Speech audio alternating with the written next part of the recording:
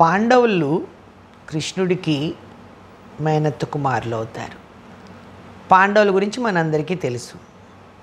ధర్మరాజు, భీముడు, అర్జునుడు, నకులుడు, సహదేవుడు.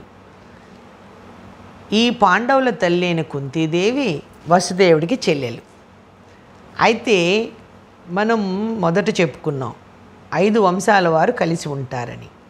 అందులో భోజ వంశస్థుడైన కుంతి భోజుడు అనే ఒక రాజు ఉండేవాడు. ఆయనకి పిల్లలు లేకపోవడంతో ఈ వసుదేవుడు తండ్రి తన కుమార్తెను అండ్ వాళ్ళ అన్నదమ్ములు ఉంటారు కదా, వారి పిల్ల అనే కుంతిని ఆయనకి దత్తత ఇస్తాడు. కుంతి భోజుడికి దత్తత వెళ్ళింది కాబట్టి ఆ తల్లి పేరు కూడా కుంతి అని వచ్చింది. ఈమెడ హస్తినాపుర రాజు అయిన పాండురాజు యొక్క భార్య. పాపం వీళ్ళు అంటే ఇక్కడ పాండవుల గురించిన ఎక్కువ విశేషంగా మనం ఇప్పుడప్పుడే చెప్పుకోవాల్సిన అవసరం లేదు, ఎందుకంటే అది మహాభారతంలో చెప్పబడుతుంది. కానీ భాగవతంలో ఏంటంటే కృష్ణావతారంలో శ్రీకృష్ణుడు పాండవుల్ని మొదటి నుంచి కూడా ఎన్నో రకాలుగా అన్ని ఆపదల్లోంచి కాపాడుతూ వచ్చాడు. అందుకని మనం తప్పనిసరిగా ఇప్పుడు ఎందుకంటే ఇందాక పాండవులతో కలిసి అనేకమైన అర్జునుడి గురించి చెప్పుకున్నాం కనుక స్వామి యొక్క స్నేహం, కృష్ణుడితో పాండవుల స్నేహం, బంధుత్వం, దానితో ఆయన ఏం చేశాడు వాళ్ళ కోసం అన్న దాంట్లో ముఖ్యమైనది ఏంటంటే ధృతరాష్ట్ర మహారాజుకి ఒక సందేశం పంపిస్తాడు కృష్ణుడు. అక్రూరుడు ఉన్నాడు కదా, యదువంశంలో మహానుభావుడైన అక్రూరుణ్ణి కృష్ణుడు హస్తినాపురానికి పంపిస్తాడు. పాండవుల క్షేమ సమాచారం, తన మేనత్తైన కుంతి గురించి తెలుసుకుని రమ్మని, అక్కడ ఉన్న పరిస్థితులను బట్టి ధృతరాష్ట్రుడితో మాట్లాడమని సందేశం ఇచ్చి పంపిస్తాడు. అలాగే అక్రూరుడు వెంటనే బయలుదేరి హస్తినాపురాన్ని చేరతాడు. చేరి కుంతీదేవిని కలుస్తాడు. అప్పటికి వాళ్ళు హస్తినాపురంలోనే ఉన్నారు. అప్పటికే దుర్యోధనుడు మొదలైన వారి వలన ఎన్నో కష్టాలు పడ్డారు పాండవులు. ఇప్పుడు ఆ రాజ్యంలోనే ఉంటున్నారు. కానీ ఎప్పుడు కూడా పాపం కుంతీదేవి భయంతోనే తన పిల్లలకి ఎటువంటి ఆపద వస్తుందన్న భయంతో తల్లడిల్లుతూ ఉంటుంది.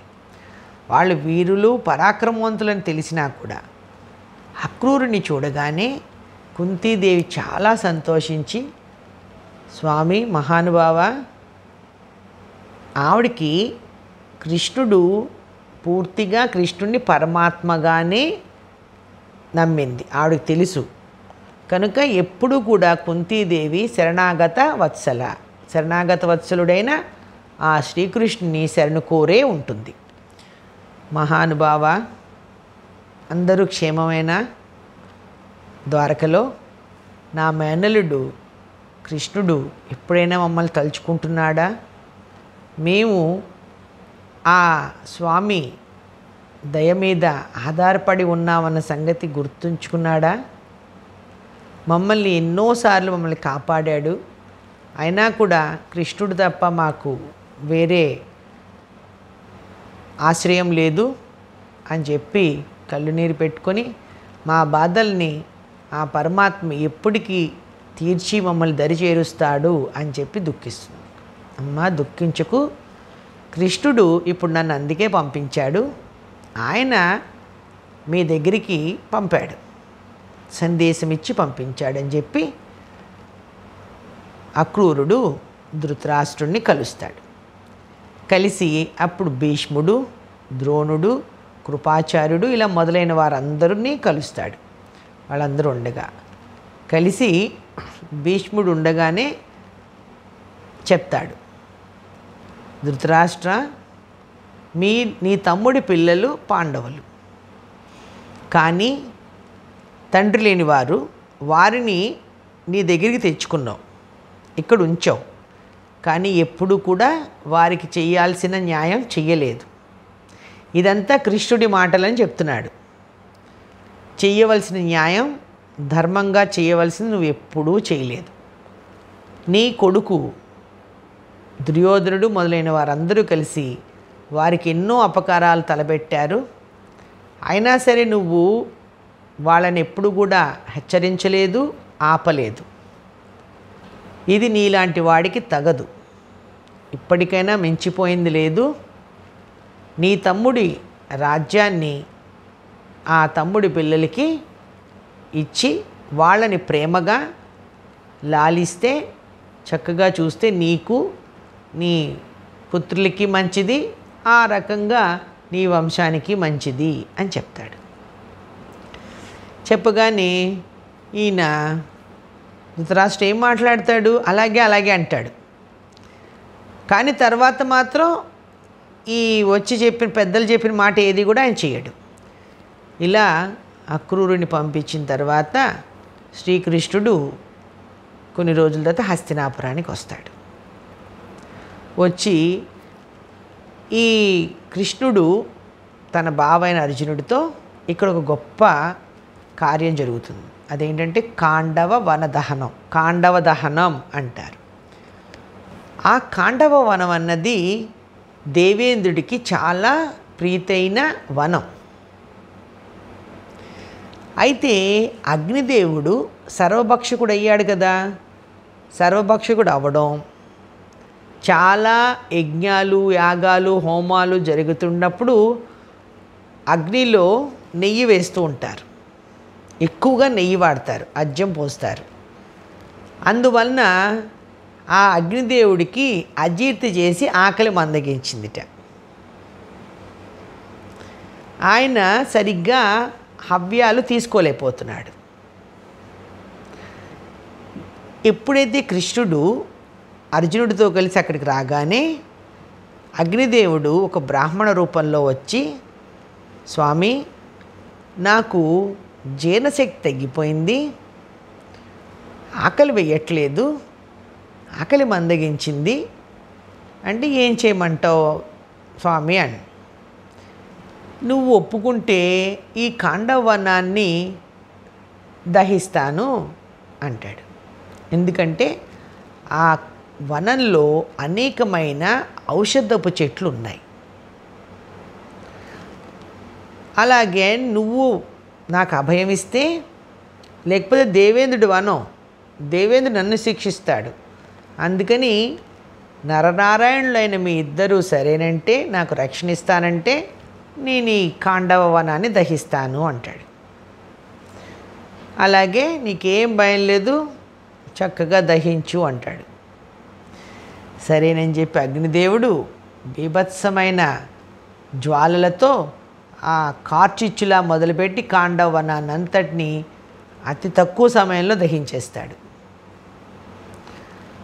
దేవేంద్రుడు ఏమి చేయాలి, ఇక్కడ కృష్ణుడు ఉన్నాడు. కానీ ఆయన పోరాడాలనో లేకపోతే కోపమో తెచ్చుకోలేదు. ఎందుకంటే ఇప్పుడు అగ్నిదేవుడికి ఈ కాండవ వన దహనం చాలా అవసరం.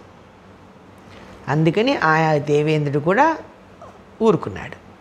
ఈ రకంగా అగ్నిదేవుడు కాండవ వనాన్ని దహించి తృప్తిపడి, ఇక్కడ ఏంటంటే అర్జునుడికి, ముఖ్యంగా అర్జునుడికి చాలా ఉపయోగకరమైన పనులు చేస్తున్నాడు కృష్ణుడు.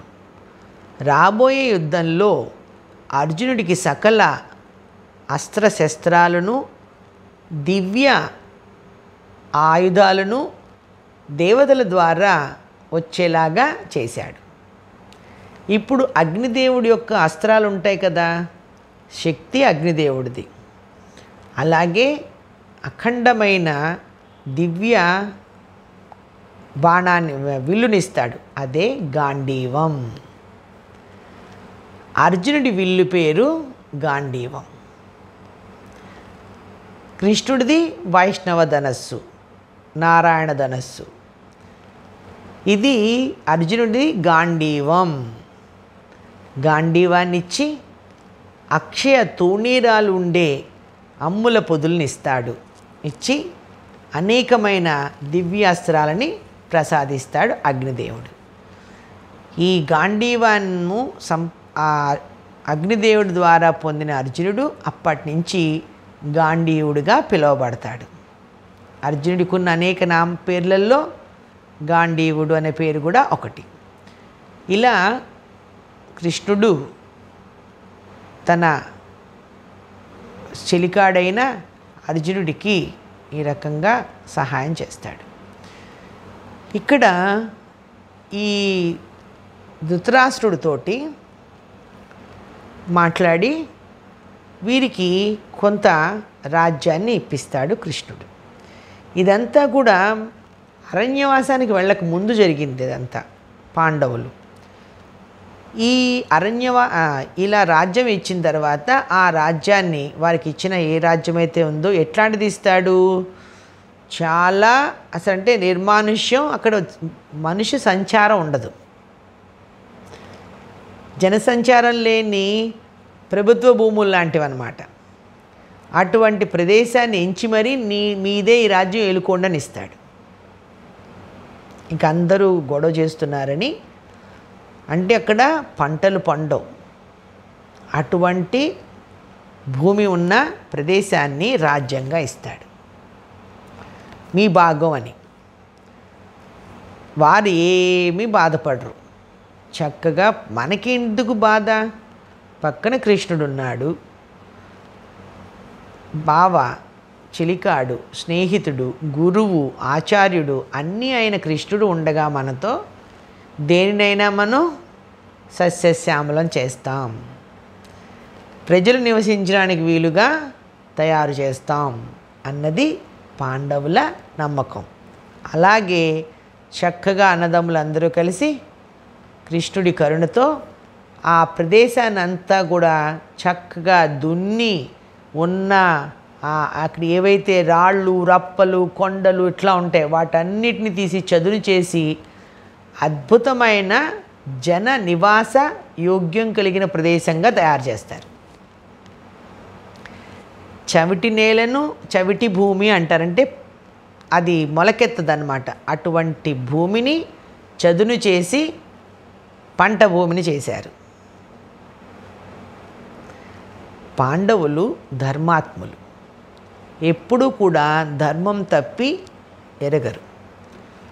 ఎన్నిసార్లు దాయాదుల చేత వారు కష్టాలు పడినా, పాండవుల ప్రాణానికి హాని కలిగించే ప్రయత్నాలు ఎన్ని జరిగినా కూడా ఎప్పుడూ కూడా వారి మీద కక్ష తీర్చుకోవాలనే ప్రయత్నం వారు చేయలేదు. అటువంటి ధర్మాత్ములకి ఎప్పుడూ కూడా భగవంతుడి అనుగ్రహం ఉంటుందని తెలియచేయడమే భగవంతుడి ఉద్దేశం. అలా ఎప్పుడు కూడా ధర్మంతో ప్రవర్తించేవాడికి ఏ కష్టం వచ్చినా అది చక్కగా దాటగలడు. ఈ రకంగా పాండవులు దాని అంతటినీ కూడా జననివాసయోగ్యంగా చేస్తాడు. కృష్ణుడు అక్కడ అద్భుతమైన పునర్నిర్మాణం చేయిస్తాడు. ఎప్పుడైతే పాండవులు ఇలా తయారు చేయగానే దాస్ అక్కడ కురుదేశంలో ఉన్న ప్రజలు చాలామందికి పాండవులు అంటే ఇష్టం, వాళ్ళందరూ వచ్చేసారు. పాండవులు ఎక్కడుంటే మేము అక్కడే.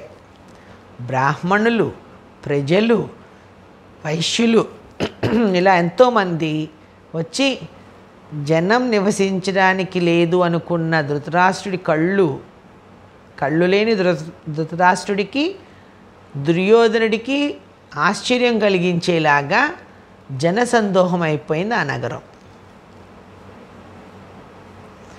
అలా నగరాన్ని నిర్మించి ధర్మరాజు రాజే ఆ రాజ్యాన్ని చక్కగా పాలిస్తున్నాడు.